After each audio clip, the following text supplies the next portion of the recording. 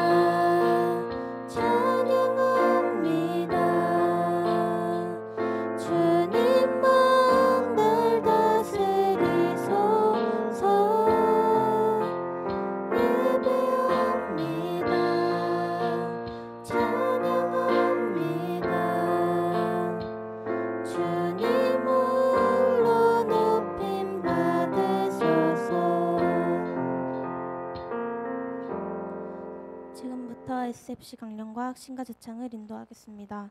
다 같이 오른손을 들고 SFC 강령을 제창하도록 하겠습니다. SFC 강령.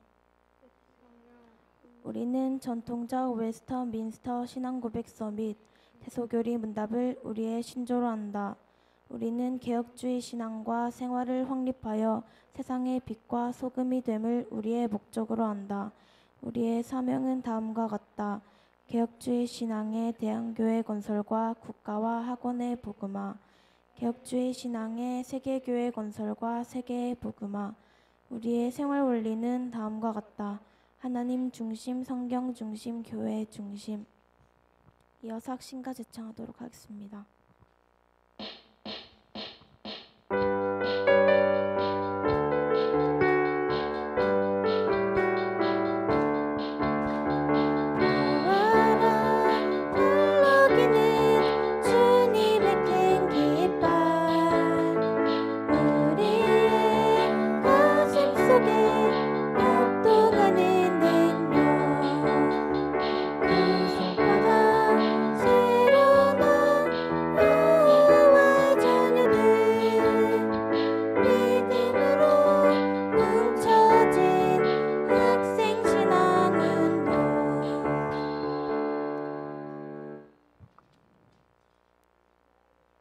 이 시간 우리를 대표하여서 백순희 집사님 나와서 기도하시겠습니다.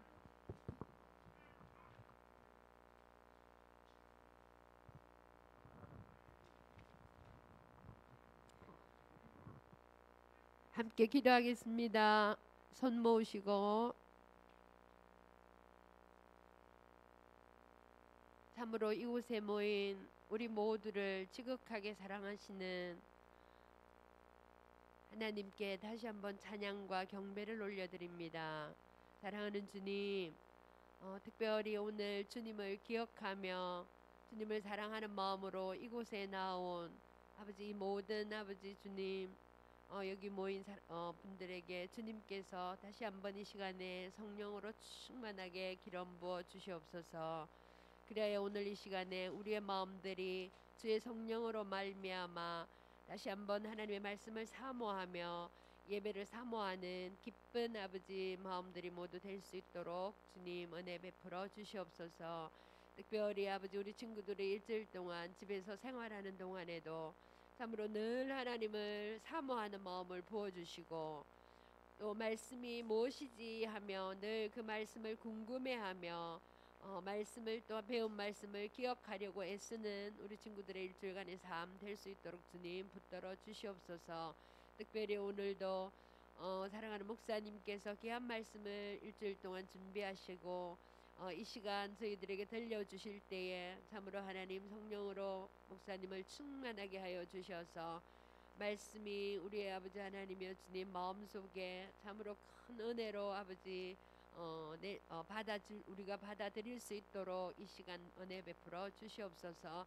특별히 우리 마라나타 찬양단 하나님을 찬양하며 하나님을 경배하며 하나님을 사랑하는 마음으로 늘 아버지 하나님이여 준비하며 거룩한 생활을 일주일 동안 하고 이곳에서 주의 아버지 찬양을 함께 저희들과 함께 아버지 마라나타 찬양들이 이 찬양들을 할 때에 특별히 아버지 이들이 준비하는 그 모든 시간 속에 하나님의 성령이 더욱더 충만하게 임하셔서 이 아이들이 기쁨으로 또한 아버지 인내로 이 모든 연습과 아버지 하나님의 그 어려움들을 잘 감당할 수 있도록 특별히 마라나타 찬양단을 주님 지켜주시고 축복하여 주시옵소서. 마치는 시간까지 주의 성령으로 이곳에 충만케 하여 주시기를 다시 한번 기도드리며 이 모든 기도 우리 주 예수 그리스도의 이름으로 기도드렸습니다. 아멘.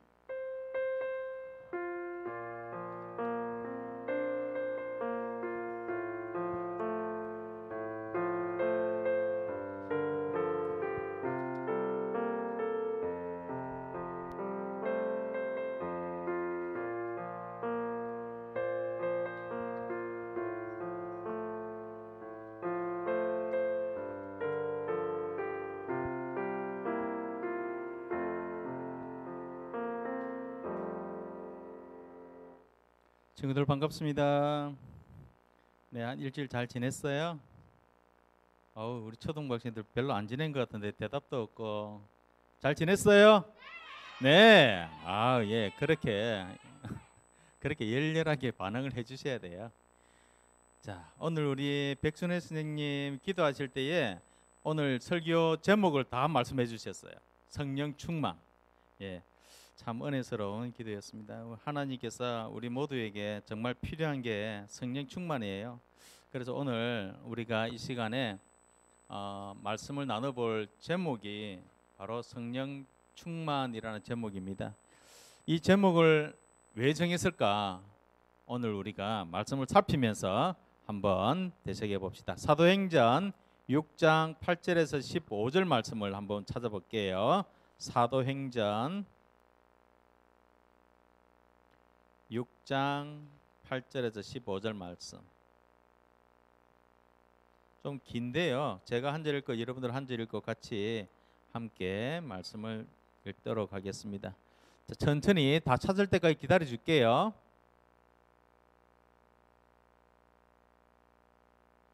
네, 못 찾는 친구나 우리 선생님께서 좀 도움을 주세요. 사도행전 6장 8절에서 15절.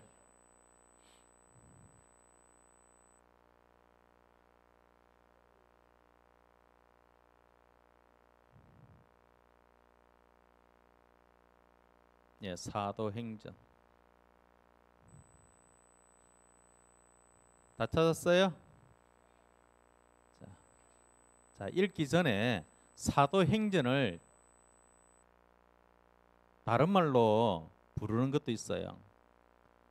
다른 말로 이 사도행전을 성령행전이라고도 이야기합니다. 그만큼 사도행전에는 성령님에 대한 부분들, 역사신문을 이렇게 많이 실어놓은 부분이에요. 네. 자, 사도행전. 그 사도행전이라는 것은 우리 하나님을, 예수님을 믿는 제자들이 걸어갔던 그 길들을 적어 놓은 거예요. 그러니까 예수님 믿는 사람들이 그 당시에 어떻게 살았는지 대표적인 인물이 바울이에요. 그리고 오늘을 읽는 한 사람 또 나옵니다. 읽을 때에 그 사람 중심으로 한번 어떤 일이 있었는지 한번 살펴볼까요? 자, 사도행전 6장 8절에서 15절 다 찾았어요?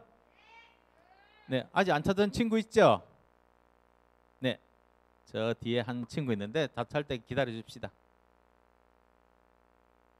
네, 우리 기다리는 것도요, 이렇게 배려하는 거예요. 그 마음이 있어야 돼요. 내가 다 찾았다고 해서 다 끝난 거 아니에요. 다 지금 찾았죠? 자, 읽습니다. 제가 먼저 8절을 읽으면 여러분들이 몇 절? 9절을 읽습니다. 스데반이 은혜와 권능이 충만하여 큰 기사와 표적을 민간에 행하니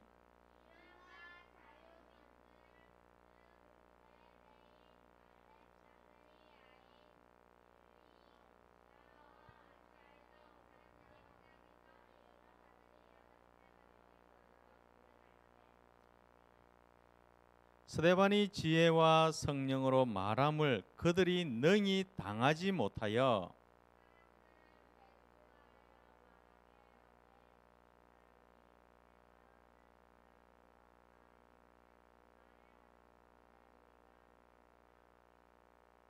백성과 장로와 서기관들을 충동시켜 와서 잡아가지고 공회에 이르러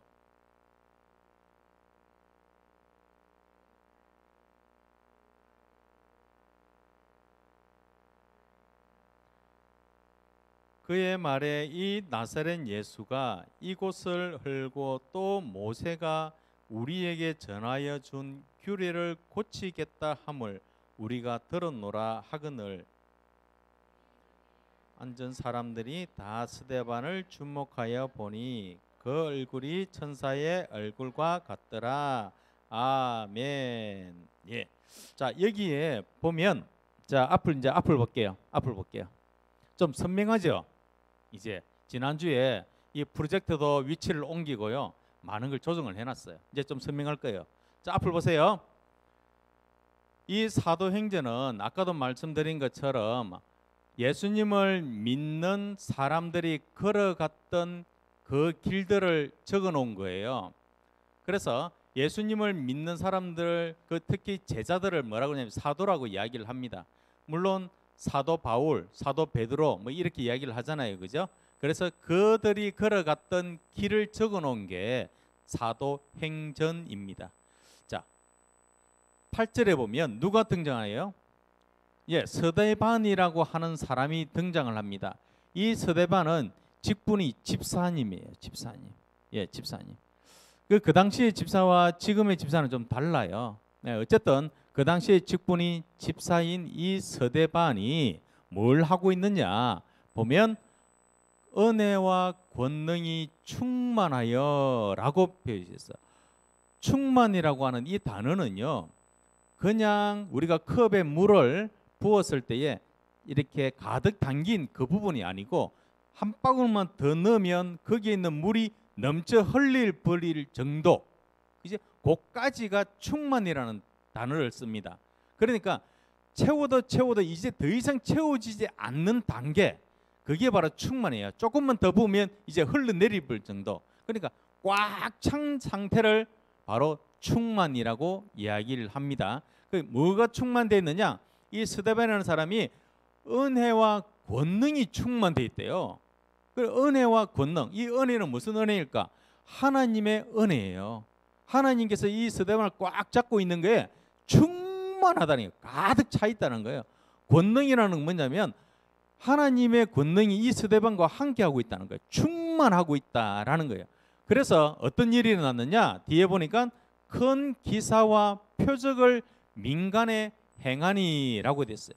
여기 보면 큰 기사라는 것은 신기한 일들, 표적이라는 것은 사람들을 병을 낫고 사람들이 앉은 사람이 이렇게 세우고 이런 일들을 한 거예요. 이 스데반이 뭐가 충만해가지고 하나님의 은혜와 권능이 충만해가지고 이 스데반이 그런 일을 했다는 거예요. 어디에다가? 민간이라는 것은 뭐냐면 사람 일반 사람들에게, 대중에게, 누군지는 모르지만 대중에게 그 일을 행했다. 누가? 스데반이라는 사람이 했다는 거예요. 자, 그랬더니 9절에 보면 이른바 자유인민들, 즉 구레네인들, 알렉산드리아인, 길리기아, 아시아에 온 사람들에 대해 있어요. 자, 이것은 뭐냐면요, 자유인은 이제 노예가 아니라 일반 사람들, 모든 사람들 이야기하고, 구레네라는 것은 자유인 이런 사람들이 어디서 왔느냐? 구레네라는 지역에서, 그리고 알렉산드리아라는 지역에서, 길리기아라는 지역, 이런 모든 부분 아시아에 왔다는 거지. 아시아라는 건 뭐냐면요, 지금 우리가 중국, 일본, 한국, 뭐 베트남 이런 데 아시아가 아니고, 이때 아시아는요 터키를 이야기합니다. 터키, 지금 현재의 터키 지역을 이 당시에는 아시아라고 이야기를 했습니다. 자, 그 지역에서 온 사람들이에요. 이 사람들의 회당에서 어떤 자들이 일어나 스데반과 더불어 논쟁하는 거예요. 그러니까 이 회당에서 어떤 사람들이 지금 스데반이 하나님의 말씀을 전하고 또한 하나님의 성령이 충만해가지고 민간에서 큰 표적과 기사를 행하는 이런 것을 하면서 회당에서 앉아가지고 이제 하나님 말씀을 이야기를 하는 거예요. 많은 사람들과 같이. 이 회당이라는 것은 오늘 말로 이야기하면 뭘까요? 교회. 오늘 말로 하면 교회입니다. 자, 이 교회에서 어떤 자들이 일어나 스데반과 더불어 논쟁을 합니다. 어떤 자들이 일어나 가지고 스데반이 이야기하는 것에 대해서 논쟁을 한다. 이 논쟁은요, 그냥 말로 대화하는 정도가 아니고 핏대를 세워가지고, 목에 핏대를 세워가 자기 말이 맞다고 옳다고 막 주장하는, 그걸 논쟁이라 해요. 그러니까 주변에서 보면요, 말싸움 하는 것 같아요. 말싸움 하는 것처럼 심각하게 보이는 걸 논쟁이라는 거예요. 아주 막 극렬하게 둘이가 대립해가면서 이야기를 하고 있는 거예요. 자, 10절에 보면 스데반이 지혜와 성령으로 말함을, 그죠? 아까는 스데반이 뭐예요? 은혜와 권능이 충만하다 그랬잖아, 그죠? 이 스데반이 그렇게 충만했는데 지금은 지혜와 성령으로, 그러니까 그 권능과 그 은혜가 충만한 이 스데반이 말을 하는데 어떤 말을 하느냐? 지혜와 성령으로 말하는 거예요. 그러니까 지혜와 성령이라는 것은 스데반의 지혜가 아니에요. 내가 공부를 잘한다라는 그 지식을 가지고 말하는 게 아니고 여기에서는 성령으로 말하는 거예요. 그러니까 하나님께서 이 스데반을 꽉 붙들고 이야기를 하고 있는 거예요. 지금 그러니까 하나님께서 말하고 있는 거예요. 그래서 그들이 누구예요? 약간 논쟁하는 상대방이겠죠. 그들이 능히 당하지 못한다. 하나님 앞에 당하지 못하겠죠. 스데반이 하나님의 권능 안에 꽉 붙잡고 있으니까 이 사람들이 스데반하고 아무리 논쟁을 해도 이게 안 되는 거예요. 그러니까 소위 말하는 말빨이 안 맞는 거예요. 그러니까 말을 해도 먹혀 들지가 않는 거예요, 상대방이. 그러니까 어떻게 될까요? 인간이 술수를 씁니다. 11번에 보면 11절에 보면 사람들을 매수하여 사람들 매수한다는 말은 뭘까요? 사람들을 돈을 주고 자기 편으로 안아들인다 이 말입니다. 자기 편을 이불로 돈을 주고 그 사람들 마음을 산다는 거예요. 그래서 매수하여 말하게 한다. 그 사람들을 이제 속된 말로 꼬여가지고, 그죠? 이 사람이 그러니까 스데반이 사람들을 꼬여가지고 그 사람 자기 편으로 만들고 난 다음에 이 사람이라는 것은 스데반을 이야기합니다. 스데반이 모세와 하나님을 모독하는 말을 하는 것을 우리가 들었노라. 이렇게 사람들을 돈을 주고 사가지고 이런 말을 들었다라고, 안 들은 말을 들었다라고 거짓 증인을 세우는 거예요. 상대방이 아무리 스데반하고 이야기를 해도 말이 안 되니까 이제 술수를 쓰는 거예요. 거짓 증인을 내세워가지고 이렇게 이야기를 하는 겁니다. 그러니까 12절에 백성과 장로와 서기관들을 충동시킵니다. 이제 자기들 힘으로 안 되니까 이 상대방 사람들 어떻게 백성과 장로들, 서기관들, 이 무슨 말이냐면 장로들이라는 것은 지금의 장로들이 아니고 그 당시의 장로는 감독이에요. 감독. 교회를 어느 정도 관장하고 있는 감독들. 그리고 서기관들이라는 것은 행정을 담당하는, 하나님의 말씀을 적고 뺏기고 또 이런 정리하는 이런 사람들. 그러니까 그 당시에는 좀 중직자들, 아주 그 중체대한 직분을 갖고 있는 그 마을에 또는 그 지역의 아주 유지들이에요. 이 서기관들이라는 걸. 그 사람들을 충동시키는 거예요. 그 사람들, 가만히 있는 사람들을 스데반이 이렇게 해서 모세와 하나님을 모독하는 말을 했어요. 그래서 어떻게 할 거야? 저 사람을 잡아서 어떻게 해야지요? 막 이렇게 지금 이 상대방들이 스데반을 모독하고 있는 겁니다. 그래서 잡아가지고 공회에 이르게 된다는 거예요. 공회라는 건 무슨 말이냐면 이제 뭔가 재판을 할 수 있는 그런 장소예요. 뭔가 사람을 판단할 수 있는 그런 재판장이라고 보면 됩니다. 자, 13절에 보면 이제 상대방 거짓 증인들 세웠죠. 거짓 증인들을 세우니 그 사람들이 뭐라 하느냐? 이 사람이 누구를 이야기할까요? 스데반이 이 거룩한 곳과, 이 거룩한 곳 어디예요? 교회예요. 그렇죠? 그 교회와 율법을 거슬러 말하기를, 율법이란 뭐냐면 모세가 전해준 그 성경이에요. 그 당시에는 우리가 가지고 있는 이 성경이 없었어요. 그 당시에는 모세가 전해준 바로 무슨 성경이냐면 모세오경이 있었어요. 그 모세오경에는 예수님이라는 예자가 등장하지 않습니다. 그 당시에는. 그런데 우리는 지금 보면 모세오경에는 예수님의 모든 것들이 모세오경에 다 들어가 있어요. 예수님의. 그거 다 들어가 있습니다. 예수님. 보이진 않지만 그 안에 다 들어가 있습니다. 그래서 그 당시에는 하나님 외에 또 하나님의 이름을 잘못 이야기하거나 하면 율법을 거슬린다고 그래요. 율법을 잘못 해석하는 사람이라고 해가지고 아주 엄하게 다스렸어요. 그래서 이 당시에 가지고 있는 그 모세오경에 깃들리니까 우리 예수님을 믿는 이 스데반은 그것을 가지고 끌어들여와서 이야기를 하니까 율법을 거슬러 말한다라고 이야기를 한 겁니다. 그래서 말하기를 마지 아니한다. 이 말은 무슨 말이냐? 그것을 계속적으로 고집을 피우고 있다. 이 말입니다. 스데반이 지금 율법을 거슬리게 말하고, 그리고 이 거룩한 곳, 이 예배당, 그러니까 교회 안에서, 회당 안에서 지금 하나님을 모독하고 있는 일을 계속 하고 있습니다. 이렇게 거짓 증인들이 이야기를 하고 있는 거예요.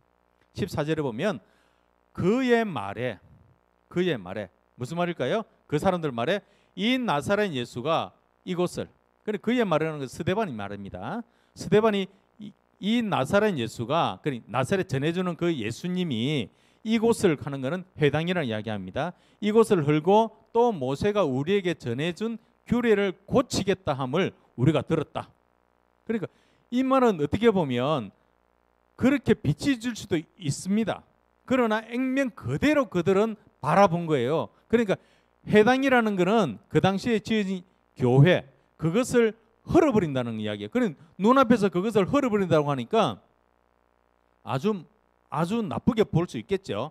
그런데 스데반이 이야기했던 것은 예수님의 육체, 예수님의 부활하심을 대해서 증거했을 거예요.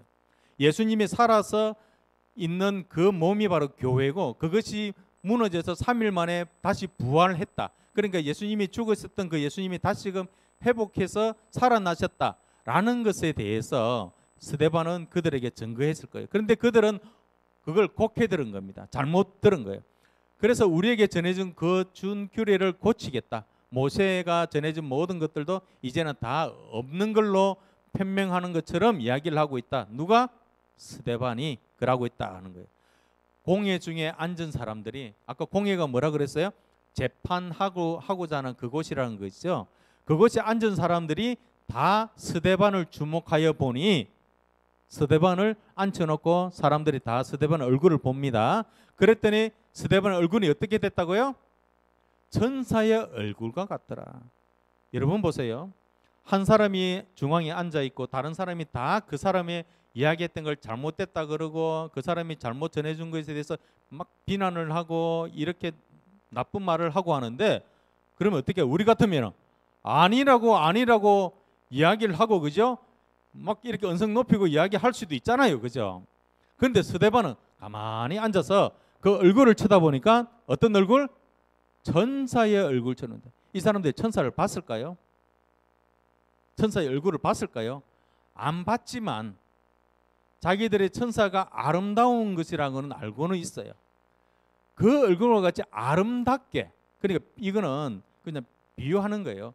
스데반의 얼굴이 너무나 환하게 웃었을 거예요. 웃고 너무나 이렇게 기쁜 얼굴을 표현을 했을 거예요. 자, 이러한 스데반의 모습이 있습니다. 물론 이 뒤 이후에 보면 이런 표정을 보니까 사람들이 어떤 마음이 들었느냐 하면 오히려 마음이 더 분한 거예요. 아이, 저 사람이 내가 뭐 어떻게 이야기하면 좀 반응이라도 하면 괜찮은데 반응 안 하면 오히려 더 얼굴이 환하고 있으니까 더 기분이 나쁜 거예요. 그러니까 사람들이 이제는 옆에 있는 돌을 들고 치기 시작을 합니다. 이 스데반이 맞으면서 죽어요. 그런데 예수님께서 하셨던 그 말을 그대로 스데반도 합니다. 저들의 죄를 저들에게 묻지 마십시오 라고 하면서 스데반은 저 하늘을 바라보면서 하늘에 앉아 계신, 보좌에 앉아 계신 예수 그리스도를 본다라고 기록되어 있습니다. 나중에 그것도 제가 말씀을 드릴게요. 자, 그런데 왜 사도행전에 이 스데반이 등장을 할까? 이걸 여러분들 아셔야 돼요. 지금 이 자리에 공회에는 누가 있냐면요, 사울이 있습니다. 사도 바울, 우리가 알고 있는 사도 바울, 그 모세 저 다윗이 나오는 사울, 그 사울이 아니라 이게 여기에는 사울, 그러니까 바울이 되기 전에 사울, 그죠? 이 바울이 그 자리에 앉아 있습니다. 그 자리에 서 있습니다. 그런데 사람들이 이 스데반이 돌 맞아 죽고 나중에 옷을 이렇게 겉옷을 벗겨가지고 누구 앞에 던져주냐, 훅 던졌는데 아니나 다를까 사울 앞에, 바울 앞에 툭 던지진 거예요. 바울 앞에. 그 옷을 보면서 그 앞에서 맞아 죽는 스데반을 보니까 마음이 어땠을까요? 그런 충격이 온 거예요. 아니, 그 자리에서 자기가 잘못했다 그러고 하나님 모욕 안 했다 그러고 그렇게 하면 좀 살아날 수 있는 텐데 그걸 못해? 그런 심정을 갖고 있던 이 사울 앞에 맞아 죽는 그 사람의 옷이 뚝 떨어지는 거예요. 여기에 충격을 받았어요, 사울이 나중에. 그래서 나중에 이 계기로 해가지고 나중에 다메섹 가면서 이제 예수님의 그 제자로서 살게 되는 아주 큰 계기가 되는 게 이 사건입니다. 이것을 전해주기 위해서 스데반이 등장을 하는데요. 자, 여기에서 우리가 스데반의 모습을 봐야 돼요. 스데반의 모습이 어땠느냐? 여러분들 성경을 찾았던 3절에 보면 3절 한번 보세요. 3절을 보면 이렇게 되어 있습니다. 형제들아 너희 가운데 성령과 지혜가 충만하여 칭찬받는 사람 7을 택하라. 우리가 이 일을 그들에게 맡기고라고 합니다. 그러니까 이 7사람의 중에서 한 사람 스데반을 이야기하는데 스데반도 역시 성령과 지혜가 충만한 사람이라고 3절에서 이야기를 하고 있습니다. 그리고 8절에 우리가 아까 읽었던 거기에 스데반이 뭐라고 했어요? 은혜와 권능이 충만한 사람이라고 했어요. 그리고 10절에 뭐라고 그랬어요? 또 스데반이 자기의 말을 하지 않고 성령의 말한다고 하는 거예요. 성령님의 이끌림의 말을 하고 있는 게 스데반이었어요. 그리고 12절에는 그러한 일을 했던 사람의 얼굴이 무슨 얼굴이 됐느냐? 천사의 얼굴과 같이 되었더라. 그러니까 한마디로 말하면 우리 백순희 집사님이 기도했던 그 내용, 성령 충만한 거. 바로 이 스데반이 성령 충만한 상태인 거예요. 성령 충만하니까 아무리 자기에게 비난이 오고 자기가 자기를 잘못했다라고 이야기를 하더라도 그 얼굴이 거기에 분하지 않고 오히려 얼굴이 환하게 성령 충만한 상태로 된 거예요. 자, 그래서 아까 제가 말씀드렸던 그 스데반이 죽을 때 특히 55절에 보면 스데반이 성령 충만하여, 여기다 성령 충만 나옵니다. 성령 충만하여 하늘을 우러러 주목하여 하나님의 영광과 및 예수께서 하나님 우편에 서신 것을 보고라고 되어 있습니다. 그죠? 그리고 56절에 마지막으로 말을 합니다. 무슨 말을 하느냐? 보라, 하늘이 열리고 인자가 하나님 우편에 서신 것을 보라 한데라고 기록되어 있습니다. 이 성령 충만한 이 스데반이 자신의 삶도 그렇지만 자신의 마음의 상태, 자신이 걸어왔던 모든 삶의 여정들이 이 한마디로 다 귀결됩니다. 어디를 보고 살았느냐? 바로 하나님 한 분만 바라보고 살았다라는 그 마음, 그 삶의 모습이 여기에 다 녹아 있습니다. 그래서 자신의 고개를 들어 하늘을 보니까 하나님 우편에 인자 예수 그리스도가 서신 것을 보고 있다라고 이야기를 하고 있는 겁니다. 그래서 한마디로 스데반은요, 성령 충만한 사람입니다.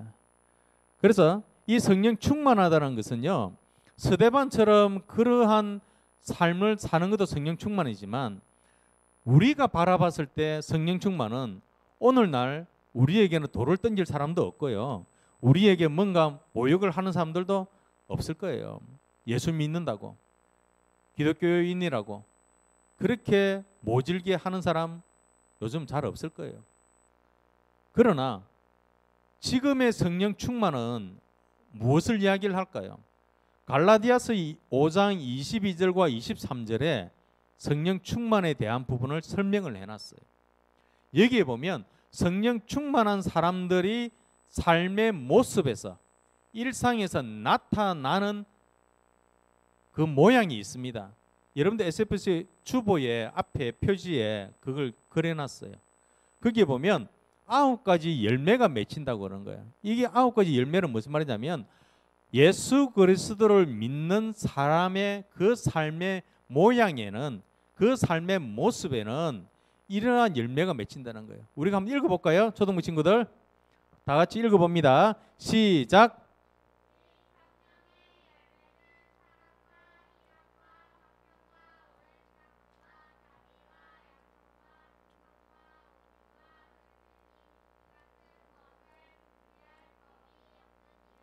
아멘.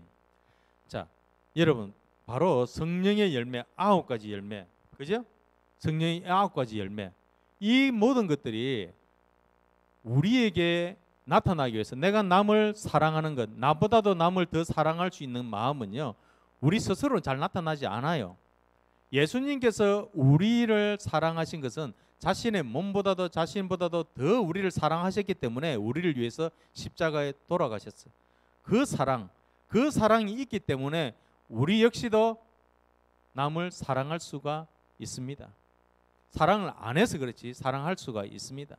그래서요, 남을 이렇게 도와주고 남에 대한 그 부분을 하는 사람들은 늘 그 일을 합니다. 왜냐하면 함에 날수록 마음에 기쁨이 생기거든요.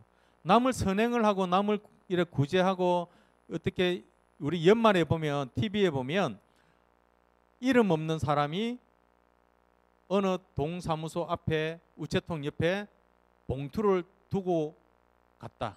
그런데 그 일이 올해만 아니고 10년 동안 하고 있었다. 라는 것들 여러분 들어보셨죠? 비슷한 이야기들을. 그래 보면 그런 이야기들, 그것은요, 그 한 사람은 늘 그 일을 합니다. 왜냐하면 그 일이 기쁨이 넘치기 때문에 그래요. 안 해본 사람은 몰라요. 하면 그 마음을 이해를 할 수 있어요. 어쨌든 성령 충만한 그 열매는요, 우리 마음에 이렇게 기쁨도 있고 화평도 있고 양선, 자비, 오래 참음 이런 것들이 다 있는데, 여러분 이 절제에 보면요, 절제는요 내 스스로, 자기 스스로 컨트롤하는 거예요. 그러니까 누가 뭐라고 해서 너 그거 안 해야 돼 라는 그 말 때문에 안 하는 것이 아니고 나 스스로 아 저것은 하지 말아야지 라고 하는 게 절제입니다.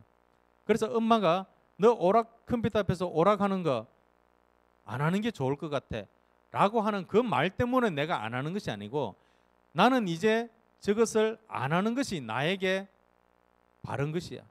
내가 저걸 하는 것보다는 내가 다른 것을 하는 게 더 유익해 라고 스스로 절제하는, 그것이 셀프 컨트롤 하는 게 바로 절제라는 거예요.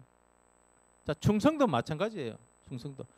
누군가 말을 따라 가지고 말을 의지해서 마지못해서 내가 일을 하는 게 아니고 내 스스로 속에서 우러나와 가지고 충성하는 거예요. 그러니까 학생이 충성한다라는 거 하는 것은 뭘까요? 선생님한테 그냥 무조건 선생님 말이면 옳다고 하면서 고분고분 말을 따르는 게 충성일까요? 아니에요. 학생의 충성은요, 학생에게 맡겨진 그 일에 대해서 충성하는 거예요. 군인이 충성한다라고 했을 때는 군인에게 맡겨진 일이 뭘까요? 나라를 지키는 일이에요. 그죠? 잠을 줄여서라도 나라를 지키는 그 일에 충성하는 게 군인이에요.